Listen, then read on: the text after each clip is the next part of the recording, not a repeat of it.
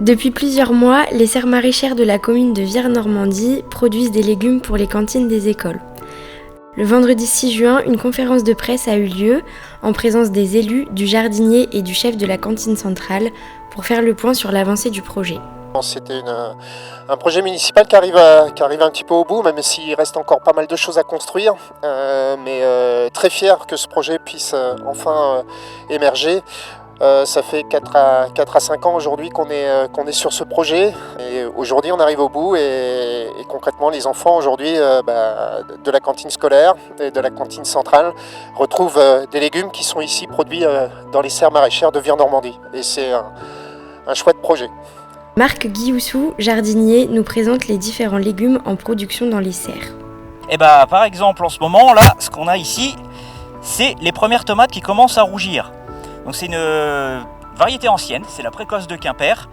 Et comme son nom l'indique, elle est très très précoce. Donc les courgettes, là, c'est une culture qui a été plantée à peu près aux alentours du 15 mars. Et donc là, on est vraiment dans le boom de la production, à savoir que là j'ai 24 pieds et je produis à peu près 30-35 kg de courgettes à la semaine. Donc là c'est vraiment un flux régulier qui est envoyé à la cantine et qui est retravaillé derrière à la cantine.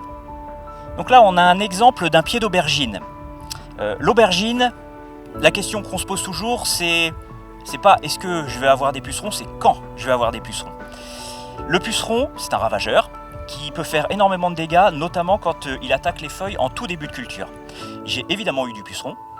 À partir de là, quand on produit du légume, on a deux possibilités. Soit on utilise du traitement, en gros de l'insecticide, et on va tuer les pucerons, mais on va aussi tuer tout ce qu'il y a avec. C'est pas le choix que j'ai fait. Le choix que j'ai fait, c'est essayer de contrôler à la main la population de pucerons, mais favoriser tous les auxiliaires. Et les auxiliaires, il y en a deux principaux qui vont vraiment manger des tonnes et des tonnes de pucerons, c'est la coccinelle et c'est la cirfe. Là, ici, j'ai 1, 2, 3, 4 larves de coccinelle.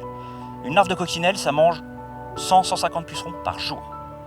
Donc je préfère avoir mes petites larves de coccinelle plutôt qu'utiliser de l'insecticide. Et de manière globale, c'est la volonté qu'il y a eu ici, c'est de favoriser la biodiversité pour pouvoir justement favoriser la présence d'auxiliaires qui vont m'aider à contrôler les populations de ravageurs.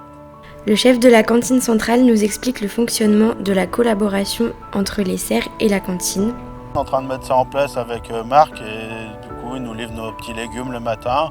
On les travaille aussitôt et après on les taille. Une fois lavés on les taille et on les utilise, quoi. Enfin, on ne perd pas de temps, maximum le lendemain on peut les utiliser.